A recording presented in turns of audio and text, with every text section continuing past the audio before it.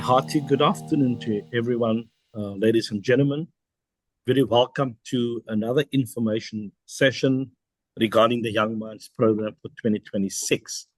My name is Kevin Henderson, and I will be your captain as we navigate for the rest of the afternoon, just providing parents with some more information or trying to answer some questions which may help you in making a decision for where your youngster may want to find themselves for the year 2026. On behalf of our Senior Director, Professor Chris van der Wiffen, my Channel Director, Mrs. Claire Kelly, and the rest of our team, we thank you for taking the trouble of joining us this afternoon. We know it's a Wednesday afternoon, and there's lots to be done in normal families, but you value the development of your youngster that much that you haven't seen it any trouble to join us so that you can make an informed decision.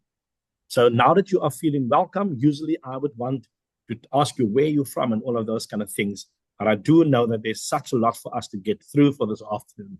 So let me rather stay on course and share the agenda as you can see. I've said that I'm Kevin. My role in the team is that I'm the program and design specialist, which implies that I like to call it in the Cape Flats translation, that simply means I'm responsible for whatever material, whatever content is being disseminated within the program. And so together with a very important person that I will introduce later, Dr. JP Cronje, we take responsibility for ensuring that the program remains a success that it is.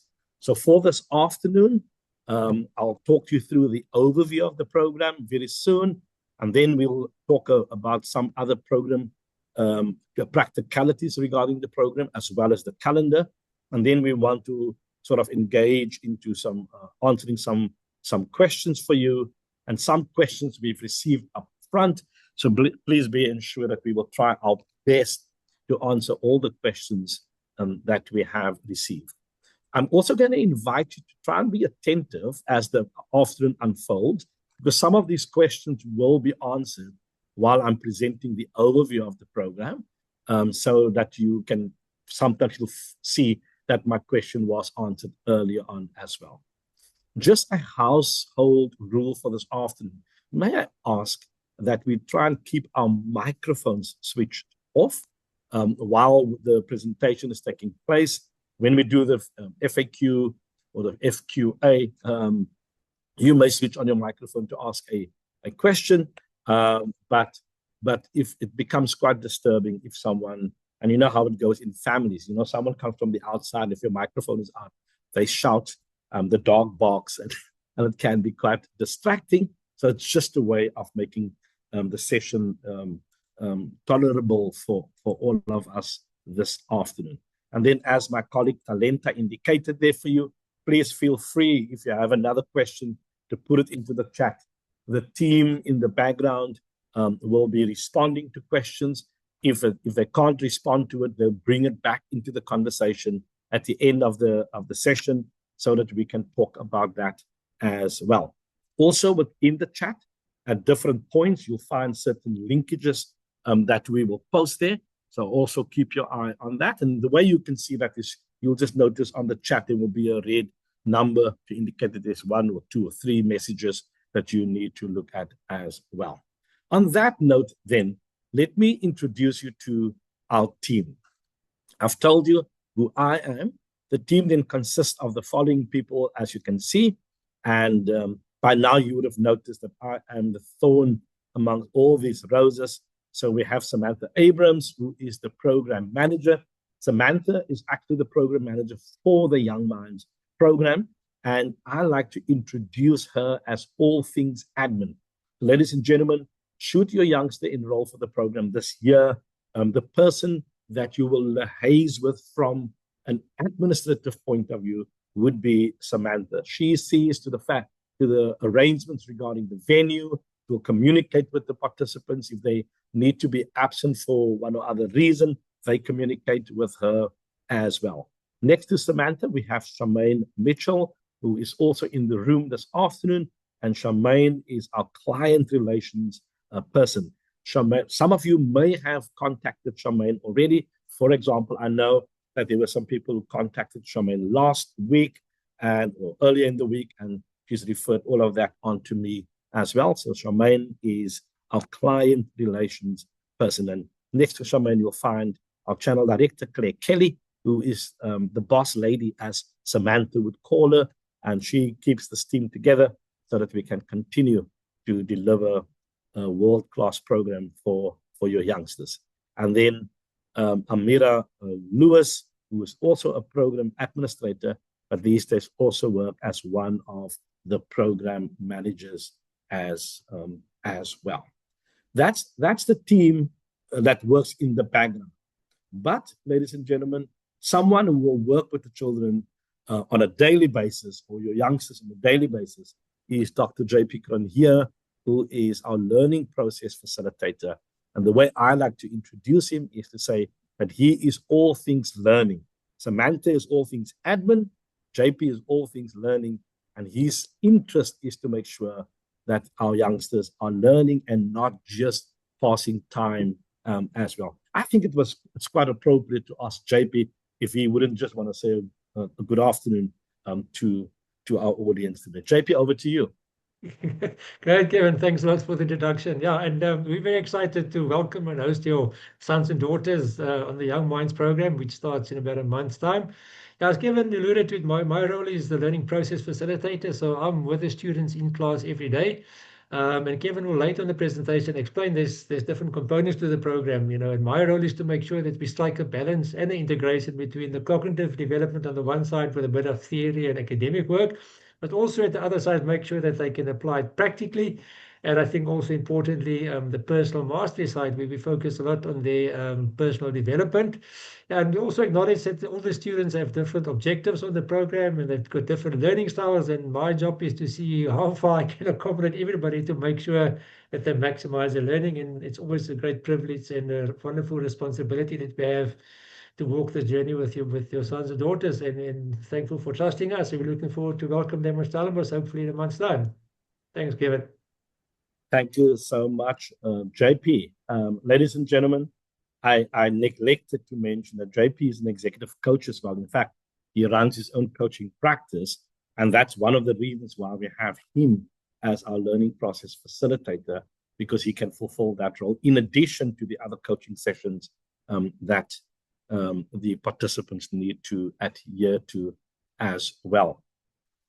I thought also, because I see some of the questions popping up there, maybe, and I know the anxiety for parents, because I also have the privilege of interacting with people from my role as a clinical psychologist, and see these kind of conversations with families quite a lot.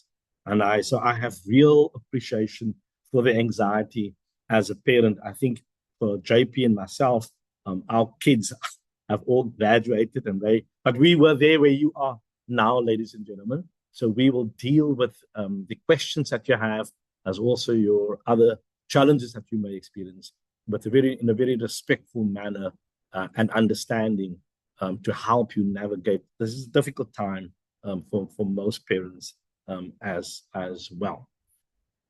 I thought before we continue, it's quite important to create a distinction between where we are registered as Stellenbosch Business School Executive Development, as opposed to the main campus, Stellenbosch University. So as many universities, we will be aware that universities have what they call different faculties, and the business school is hosted within the Faculty of Economic and Management Sciences. However, like many other universities, we have many different satellite campuses. Now, in our case, Stellenbosch University, we have the medical school, and we have the business school, and we have the military school. These are satellite campuses that does not sit on the main campus. In fact, the business school actually sits out here in a town called Bellville, on a hill far away, and not physically in Stellenbosch. However, should our participants enroll for the Young Minds, their classes will be on the main campus in Stellenbosch, and I will touch on that just a little bit later as well. Now, why is this significant? significant because as the business school, we have two divisions. We have one, the division for postgraduate courses like PhDs and MBAs and all business-orientated degrees, whilst in the other division which we are representing, we are known as Stellenbosch Business School Executive Development, and our job is to develop short courses that can help either business leaders, etc. But our Young Minds program particularly focuses on a short course, which is a course that runs over about 9 months, helping youngsters who are still struggling to find their place in life as well. So that's the one important thing. The other important thing is that our programs, our courses are all quality assured, therefore, by the business school, and a participant who completes our course will leave the program with a certificate issued by Stellenbosch University. I think that's important to just highlight so that we all have an understanding of where we are in the program. So what is the Young Minds program? So in essence, ladies and gentlemen, the Young Minds program is a 9-month career-focused gap year program for school leavers. This program was called into life because we observed that there are many youngsters who finished matric and would not have a clue of what they would do with the rest of their lives. In fact, we've also encountered situations where youngsters would start the university program and after 3 months or 6 months, come back home and tell their parents, I made a mistake. This is not what I would like to do. Myself as a parent, when my eldest daughter went, from grade 10, she was telling me that she was to become a journalist. And when she arrived at Rhodes University back then, after the first 6 months, she came home and said, Dad, I think I've made a mistake. I shouldn't be studying journalism. Nonetheless, so we understand that that's the challenge that many parents are facing. And so our focus is then looking at a program that we can bring into the market where youngsters who are not sure about what they want to do can through this process arrive at a place closer to where they would like to be with their lives. So it's a 9-month program, and it's therefore a structured personal development program, or if you like, a gap year for young adults and for school leavers who are not sure what they want to do with their lives or career as yet. I'd maybe just want to focus on the word young adults. So school leavers are the ones that just matriculated last year, but we do actually take on other youngsters as well. Sometimes youngsters that have done a first year and really is a bit unsure, they then enter for our program. They therefore come onto the Young Minds program and find their niche and find their place in society as well. So where will this program be offered? I've mentioned earlier on, our campus is in Bellville, but the Young Minds program will be offered on the main campus, and it will be offered within the Nielsen Student Center. There is a venue that we utilize there on the upper top floor of the Nielsen Student Center, which makes it very accessible for most of our participants because they're therefore close to the Nielsen, but also not too far from the library and the Rayplane. And so that is where we offer the Young Minds program. The program will run from the 9th of March until the 4th of November, 2026. I think I must just maybe emphasize, we've had last year participants, after we have orientated and informed them about the program, some participants still went to our Bell Park campus. Ladies and gentlemen, the Young Minds program is not in Bellville. It is on the main campus in Stellenbosch as well. The program itself, when it runs over the 9 months, is predominantly a face-to-face learning experience. And what we do mean by that is that classroom sessions will be in person. So they actually assemble in a physical room, a building, a brick and mortar building, and not a remote room. So all facilitated classroom sessions will be in person on the main campus. There are some remote sessions, and those are just sessions where it's smaller groups. For example, we find it not very useful to have a youngster come in one person just to spend an hour with JP and have to incur all of that traveling, all of those kind of things. Hence, we have those individual sessions with the learning process facilitator that will happen remotely. And we use the platform that we are using today, which is the Zoom platform for that. So the personal life plan sessions, as well as the syndicate, like the team project that they're going to be doing, that happens within the remote space. But all other class sessions will happen in person on the main campus. You'll be surprised, ladies and gentlemen, that the Young Minds program is in its 16th year of offering. And by now, we've actually have more than 1,400 alumni. So very important to note that this program is not a newbie, not something that we're just trying. We've been offering this program for the last 16 years as well. Admittedly, the program has evolved. So where it started with the focus just on the gap year, it has evolved actually into a program that helps not just get people to take a gap year, but utilize the gap year to help them with some sense of direction. The program is certified by Stellenbosch University and also recommended by the university's career services as well. I mentioned that it's a structured personal development program, and we make use of a developmental approach and design. I think that's important for me enough to want to just spend a little minute there as well, with the emphasis on developmental. We know that a lot of the youngsters coming who are school leavers they come from a background where the teachers were there for them and will remind them and all of those kind of things. And our aim is to help our youngsters to become independent people, independent thinkers, etc. So we have, therefore, a developmental approach. So we leave them and we ask parents to allow these youngsters to make their mistakes and allow them to suffer the consequences so that they can develop from that and learn how to take personal responsibility and develop a high internal locus of control as well. The program provides for flexibility. In other words, they won't only have classes, there will also be enough free time for them so that they can expose themselves to other opportunities out there and expose themselves to the real world of work and life as well. It's an holistic self-discovery program which insists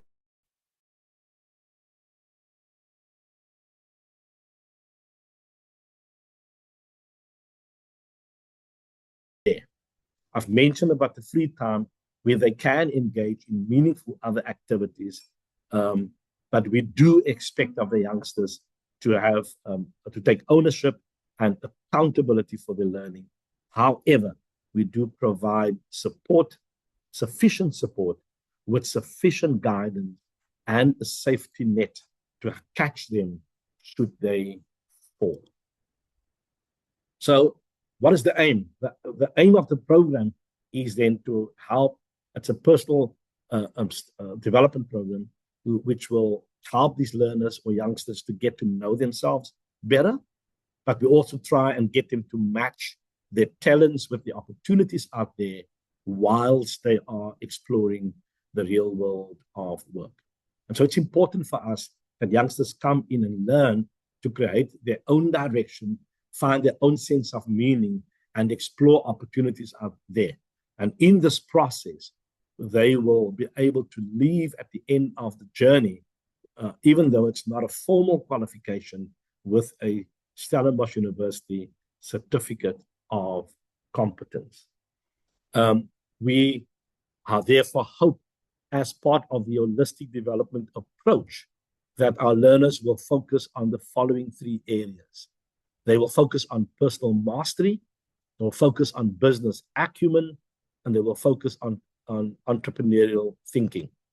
Now, through that whole process, they develop a personal vision, they increase their locus of control, internal locus of control, leaving with self-confidence, some entrepreneurial thinking, business acumen, and learn how to lead a balanced lifestyle.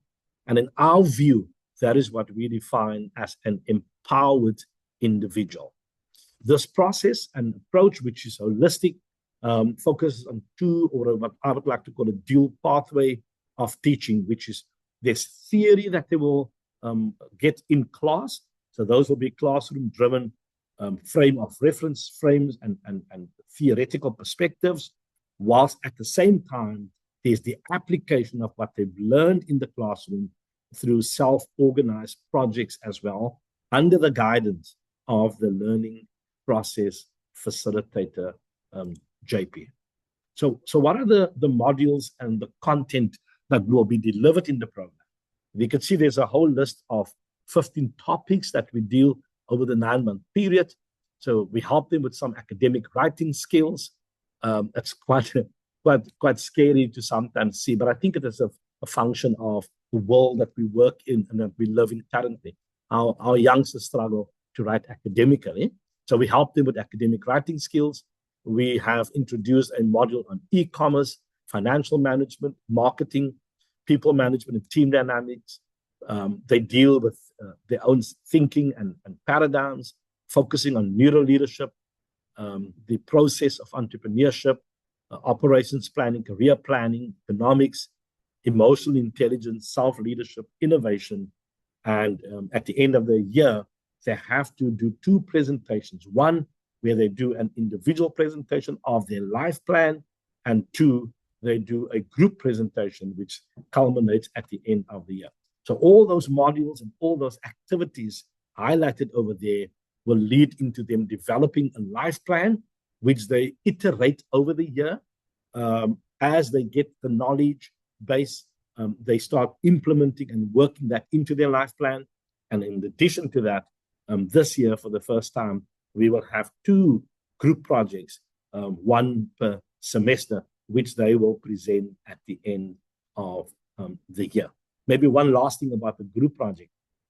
One of the testimonials early on referred about how the youngster learned to navigate socially with other people. And that was one of the feedback that we got from the participants, was that when they only used to do 1 project, now we've done it into 2 different projects so that they can meet and work with other participants as well, and not only sit with the same people for the rest of the year in their syndicate teams as such. So what does all of this mean? First of all, they'll start out the year by doing a psychometric assessment, and the psychometric assessment will be the strength finder, which will help them to focus on what it is that they have as a strength and how they can leverage that in terms of their personal life, but also their professional life. So we do that right at the beginning during the orientation session. However, because they need to leave with a certificate of competence, there will also be some other general assessments that they need to complete. And those assessments will include assignments as well as 2 exams as well. And then we do expect of the youngster to do some job shadowing, and we do sort of align that for when they are on university holiday, so that they are not only limited to do it in Cape Town, but if they are from another province and they need to go back home, they can also do job shadowing in their own province or their own town where they are from. And then lastly, the other requirement for the participant to be successful is that each participant need to undergo 5 individual coaching sessions with a registered coach to help them navigate and find that sense of vision and purpose for their lives. One of the questions we often get is, what does this lead to? So unfortunately, it doesn't lead to anything in terms of a degree at the University of Stellenbosch, but we have a recognition of prior learning arrangement with the University of Lincoln, which is Lincoln International Business School in the UK, where if our participant complete the Young Minds program, they will be eligible to enter the foundational degree in operations management with Lincoln University. So they will be admitted into year 1.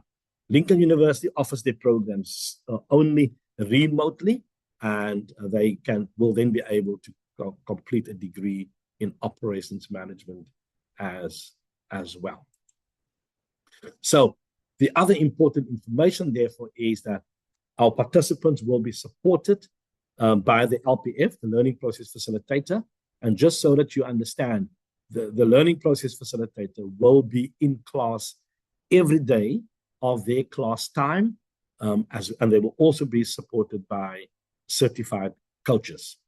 Each one of the participants must have a minimum of 5 coaching sessions. They can have more, but the program makes provision for 5 coaching sessions.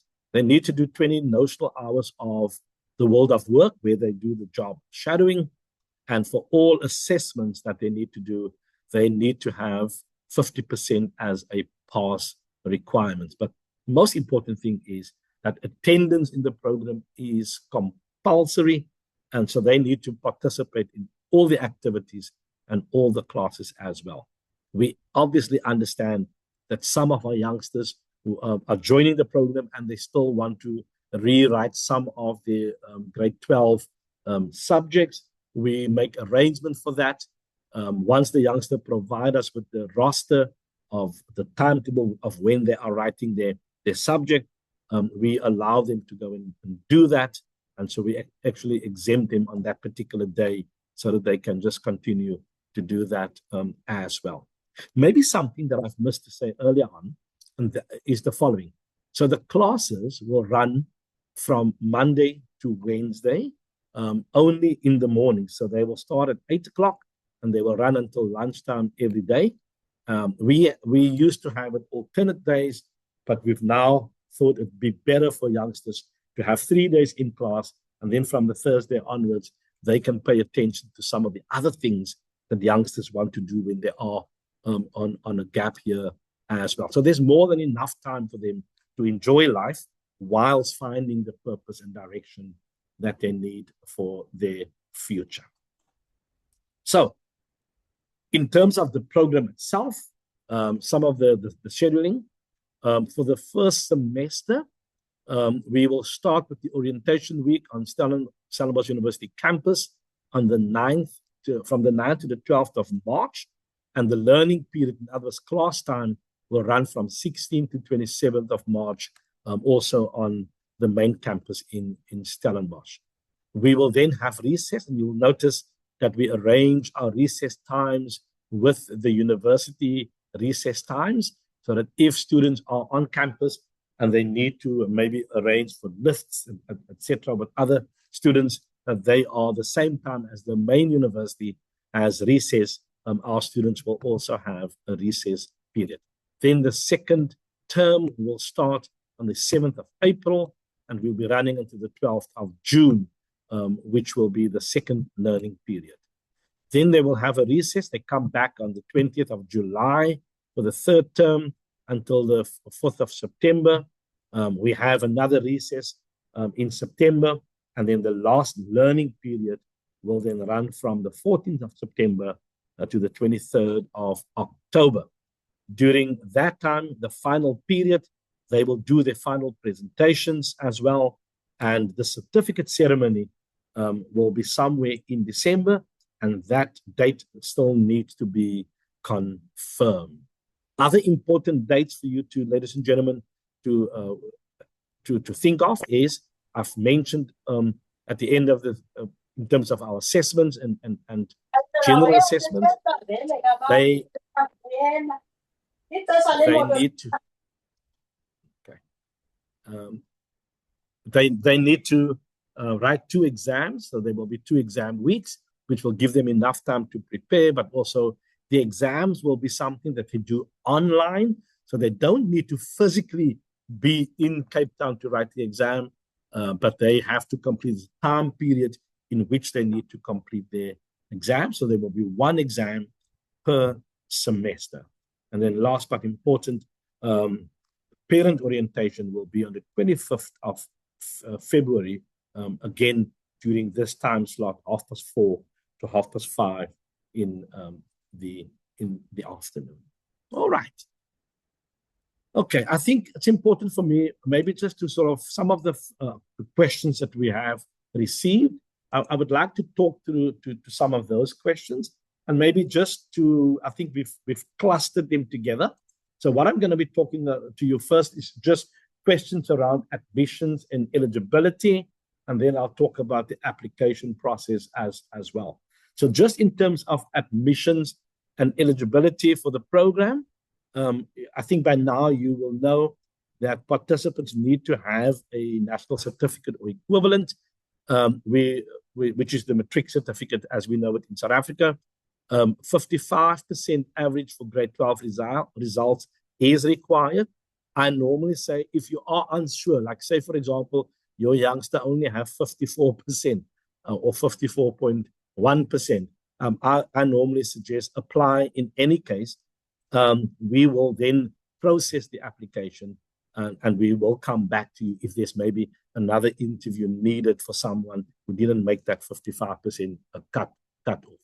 There's no specific grade 12 subjects required.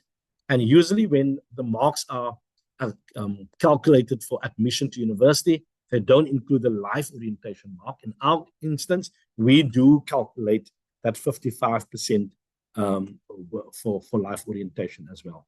Kumbulani, yes, we do accept the AGCSE qualification. So A levels would also then qualify as well. But like I said, if that is the case, please submit the result statement to us.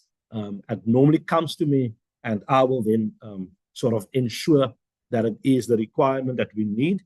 So yes, we do actually accept that as well. Then we have a cut-off age of 23. You can just imagine that most of our youngsters will be 19 and 20 years old. So we do not want young people of 19, 20-year-old to be with people of over 30 and those kind of things who have far more life experience. We would like the youngsters to be with their peers, and hence we have that particular cut-off age as well.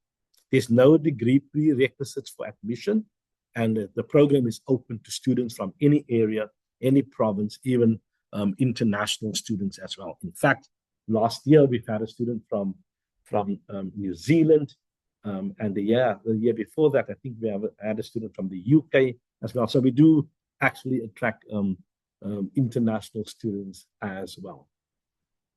I've mentioned earlier on that matric subjects may be rewritten during the program, but please, if one of your youngsters need to do that, they just need to sort of contact Samantha to make sure that those things are in place for them as well.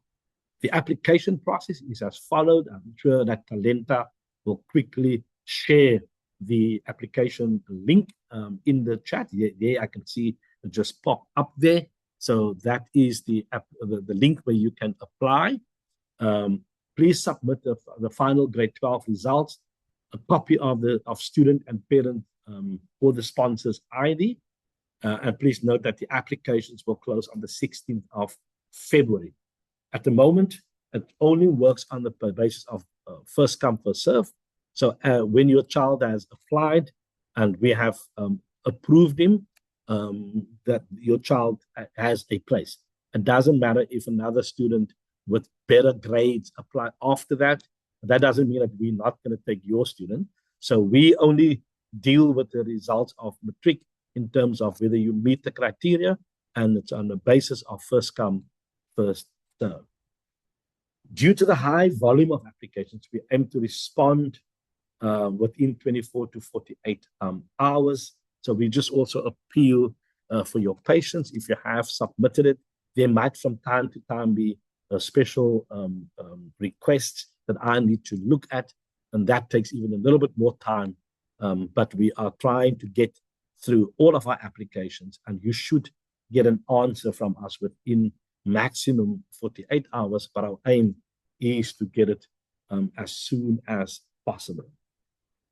So please complete your application and submit the supporting documents as soon as possible to avoid disappointment as well. So the next area is just around fees and funding and payment. So The cost of the program is at 75 grand, which is including VAT. That price point covers the delivery of the program, materials, and resources. What is not included is housing, transport, Wi-Fi, and the person's own laptop. And payment is not due on submitting your application. Once you've submitted your application, our process is that we will process it, and then if you are admitted or accepted, you will then be invoiced with your acceptance when you are accepted. And so we then request a non-refundable 10% deposit, which is due upon being invoiced, with the balance of the amount to be paid on the 27th of February this year.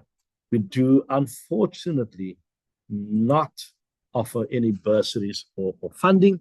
However, we do have an arrangement with Capitec Bank where participants who want to access a student loan or a loan from them, that Capitec Bank will look very kindly at that application as well.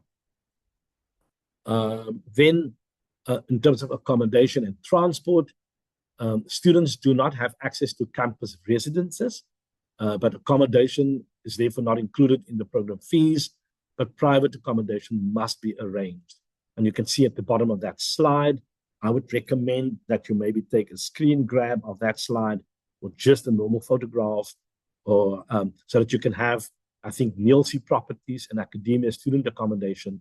The students can access those two organizations to see if they can help you with finding accommodation in Stellenbosch. Maybe just an important thing, a lot of students have already made arrangements for the time, but by this time of the year, they maybe didn't get in for their degree program. So there might still be accommodation available in different places on campus, but we strongly advise that you contact info@stellenbosch.rentals for Nielsen Properties, and then Academia Student Accommodation as well. And then lastly, transport must also be, or will also be arranged at your own cost as well. Good. In terms of the program structure, like I said, orientation week is the 9th to the 12th of March. Will be on campus. The venue will be the Via Hall, which will be in, like I've mentioned before, in the Nielsen building. The program is fully in person with limited online touch points. And there's the class times. Will be running from Monday to Wednesday, from 8 o'clock in the morning until lunchtime. And then on some days, the class will run until 4:30 in the afternoon. But those are just the days where we have the group projects being presented and the individual life plan presentations that takes place. Other days must be used effectively for job shadowing activities, group work, self-study, and assignments, as well as engagements with the LPF and with the life coaches as well. They do have 24/7 access to the Learning Hub, which we refer to as Moodle, where they will find all their materials and resources as well. Regarding student life on campus, access to Wi-Fi and data must be arranged at their own cost. Student cards will be issued during the orientation week. So we have built in some time for them to go to the admin block during that orientation week so that they can get their student cards as well. Library access can then be arranged, and you will find that on the Rayplane. Students may join the campus gym at an additional fee. You may participate in on-campus activities, for example, residence, sport, etc. But students are not allowed to represent Maties officially from a representation point of view. You may, like I said, in all activities on campus, which will be organized and facilitated through the commuter student communities as well. For those of you who may not know that, but may know PSO, or Private Students Organization, Commuter Student Communities is the new name of the Private Students Organization. And then lastly, participation in all student activities and student life will commence as from the 9th of March. Just so that you all know, we know that that's a very important part for students, an important part of their development as well. So during the orientation week, the commuter student communities representative will come and discuss all the activities and provide information about campus life and available activities to the delegates or the participants as well. All right. I think at this point, it might be a good idea for me to open up before I actually take to some of the questions. There were some other questions, and then I'll open up the floor. One of the questions that we've received before the time was, is there an additional cost for Young Minds students to register as private students with the commuter student communities? They register with commuter student communities, and some clubs and other activities may require a registration fee, but that detail, like I've already indicated, will be offered to them by the commuter student communities representative. Will a previous academic exclusion from Stellenbosch University affect the student's eligibility to apply? The short answer to that is no. If it was an academic exclusion, no, it won't affect them negatively. If it was a behavioral exclusion, that might be a challenge, but not an academic exclusion. And then how does the program support and accommodate students who are neurodiverse? I was hoping that some of you would have noticed those testimonials that came up early on. And so we, because one of the testimonials spoke about their son who was neurodiverse with being on the ASD spectrum. And so we do, students will be accommodated within the framework of mental health and other accommodations required. We will make sure that they are accommodated in that way as well. It is extremely important. Yeah. Sorry, if I may just add, I think, and I think it's Clifford who raised that question, and every year we do have scenarios like that, and I think it's important that we be notified in advance, so when we accept them like that, and I keep an eye out for them, and obviously we make sure, and every year we've had students with hearing disabilities and various challenges, and I think that's one of the unique features of the Young Mind program, that we do find a way to accommodate them. At the end of the day, they walk out proudly in terms of, they're a full team member. And but I think it's important for me to know and to make sure that we accommodate them initially, and we then integrate them when necessary. Sometimes it means they do their presentations to me individually at the start of the program if they suffer with anxiety and things like that. But ultimately, we do get them over the line. But I think the important thing is that we just need to know that prior to the commencement, and then we treat them accordingly. Thanks, Kevin. Thank you for that input, JP. Ladies and gentlemen, in fact, one of the examples that JP could have shared with you was one student who, because I see the next one is about the introverted students as well. And there was a student who struggled with stuttering, and obviously would feel very embarrassed, and how we've actually gotten that student to be part and participate in the final presentations. And so what the student discovered when they have the music, when they're listening to music while they're talking, they were able to participate in that way. And so we allowed that student to have the earphones in while they were presenting. And in that way, that student actually developed that ability to overcome that challenge and contribute meaningfully. So the next point or question was around how do we accommodate that? And I think, ladies and gentlemen, the important point that JP raised is individually, please inform us. Once we know, one of my key rules in life is I do not believe in publicly humiliating people. I have and sorry for the Afrikaans, I have a klinkie dood in that. I just do not see the sense in publicly humiliating people. So we are very sensitive, and we will never do anything to embarrass your youngster in any kind of way. And then the question here was, what advice would you give to incoming students to help them transition smoothly from high school into the Young Minds program? So in fact, there's not. We will deal with them, but the purpose of the Young Minds program for many of them is that it will help them once they've been to this program to ease into and navigate into first-year university study.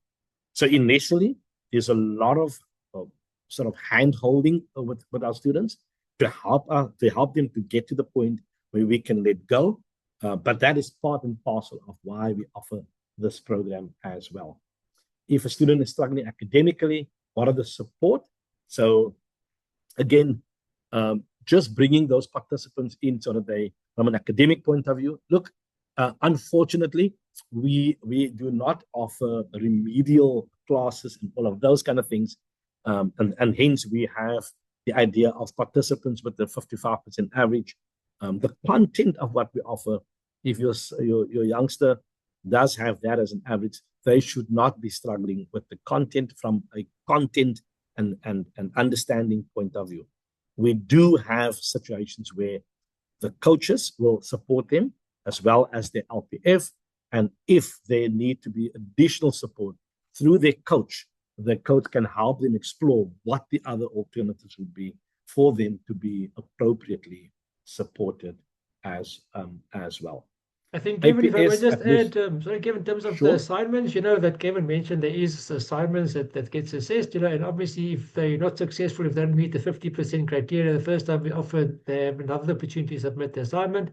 And prior to that, I obviously then gives them detailed feedback in terms of where they failed the first one. So the broad focus of the program remains developmental and not to punish them. So we try to turn every opportunity into development, even if they fail an assignment, and we see how we can build their confidence and make sure that they're well prepared for the second submission. Yeah. Okay. Thanks for that, JP. Just in terms of APS, we don't utilize that system for admission, so you don't have to worry about that. That's not considered in our admission criteria. I think I have spoken about the format of the program, and the format of the exams and assignments will be. It's usually written assignments. They need to write either an integrated assignment, and the exams will be online, which they will complete in their own time as well. However, just to bring it back to, you would have noticed one of the first things they will be doing, they will get some input on academic writing ability. And we will take them by the hand so that they can be set up for success. In fact, for every assignment, they get the marking rubric before the time, so that as they write the assignment, they are able to ensure that they meet the criteria that they will be assessed on. And if they at any stage have a problem, a challenge with that, the learning process facilitator is there. Like I said, that's his job, is to ensure that they are able to learn. Then will a study visa be valid? Yeah. If your learner is an international student and they have a study visa, the visa will be valid for them to do the Young Minds program as well. And last, Candace program assists a student to achieve a bachelor's pass, gain admission to a bachelor's degree. No.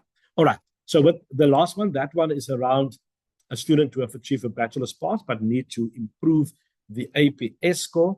Though this program will not help them, not at our university, not at Stellenbosch, and I also cannot speak for the other universities.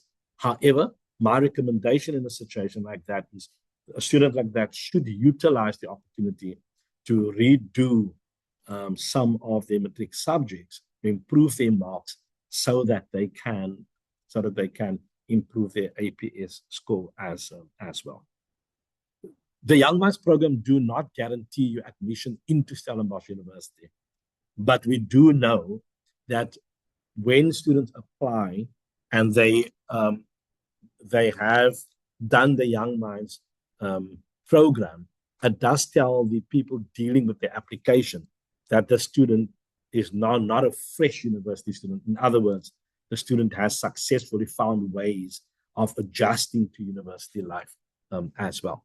So that's all that will valid or valid, it will add to the student, but it doesn't guarantee that the student will be accepted as well. So we are proud to say that students who do apply at Stellenbosch University after they've done the Young Minds program shouldn't be shy to say that we've done the Young Minds program, but it doesn't mean that mentioning that it will get you admitted as well. Great. Kevin, if I can highlight a few questions. So how are the results of psychometric tests integrated into our learning, and will they be used to help choose specific university degrees? Yes, so it won't necessarily help you to choose a university degree, but it will be utilized in the coaching conversations where there will be an explorative process of exploring what are your strengths and what university degree programs can build on that. I think it's important to highlight we do not do any aptitude testing and all of those kind of things, but we help the students to see. So if you start thinking of a future career, it's best for you to start thinking about what are the natural gifts and talents and strengths that you have. Then through the coaching conversation, they can explore what are university degrees or programs that tap into that. And that way they arrive at what they would like to do as well. Okay. Thanks, Kevin. That question was from Lucian. And then we have another question around job shadowing. If you can just provide some more clarity around where and how we support and where the student would need to take ownership. Okay. The student needs to take ownership from the word go. Where we support is when they have difficulty finding a place, they can come to JP and have a conversation, and JP will help them think.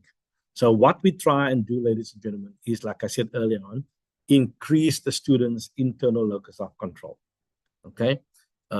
Remember in school, when they were at school, it was totally only the parent, and at school it was also the teacher would do stuff for them.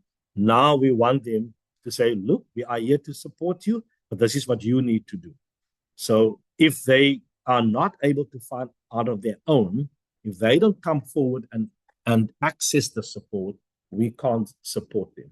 So yes, so we don't take responsibility for it, but with them, we will help them to get to where they need to be as well. Importantly, they need to do the initial or the initiation of getting to the support as well. Thank you, Kevin. That was also from Lucia. An administrative question around parking. I believe it's first come, first serve on campus. That is exactly the case. I saw that also that question coming up. Can you arrange for parking before the time? So it is a first come, first serve perspective on campus.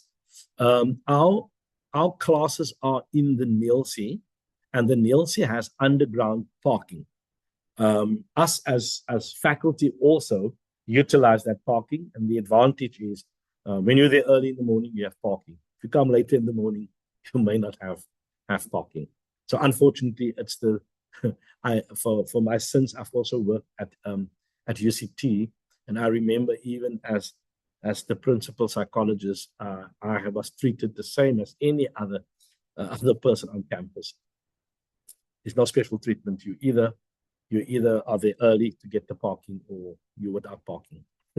So unfortunately, yeah, that is the situation. What most students are obviously doing is, if they live on campus, they get themselves bicycles, which sort of alleviate that problem of finding parking as well. Some guys just use their skateboard to get to class as well. Thank you, Kevin. And then just one last question that I saw around the language in which the program is presented. Are there other options? Unfortunately, the language of instruction will be in English only. There are students who are Afrikaans speaking on the program. There are students who are English speaking. There are students who are also Xhosa speaking on the program. or Zulu speaking. So as South Africans, we have a whole range of African languages which excludes English as an African language, but the others, Afrikaans and Xhosa and Zulu and Pedi and all of that. And so to accommodate everyone, our language of instruction is in English.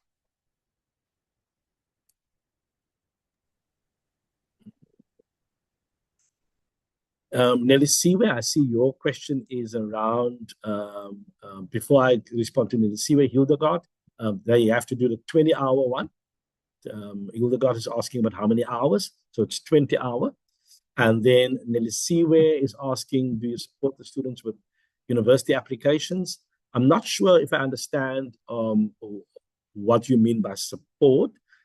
Yes, we support them, but in as far as they access, if they come to JP and say, I don't know what to fill in here, you know, those kind of things, we will help them as far as but we don't do the applications for them.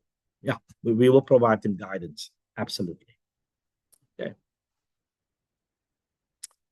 Good.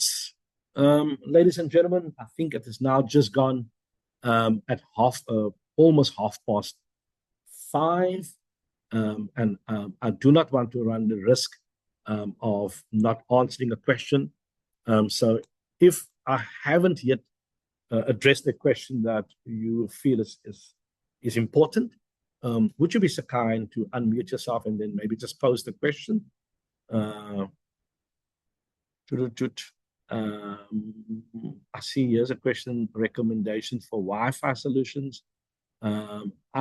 Unfortunately, I think I'm not in Stellenbosch, so I would not be the right person, but what I can do is I'll make sure that we some of our colleagues get some of the options available for you.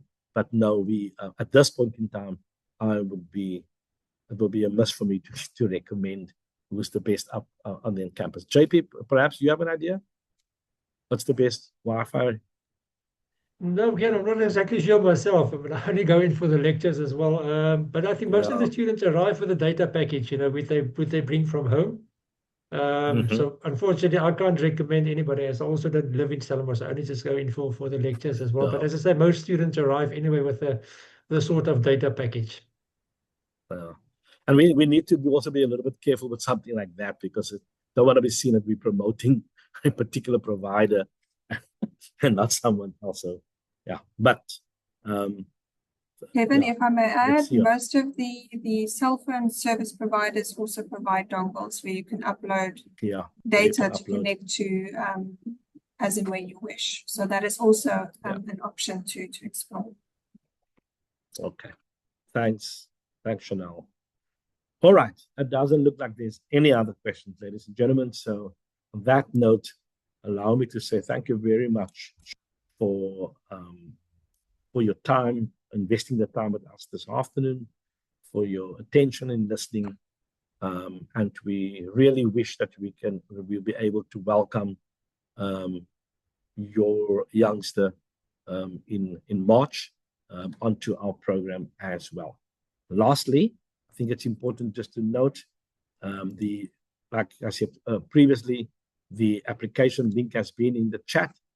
If you don't know that yet, but also we will provide you, the session is recorded and you will get this via email, so that if you have any other questions, you can also reach out to Charmaine Mitchell.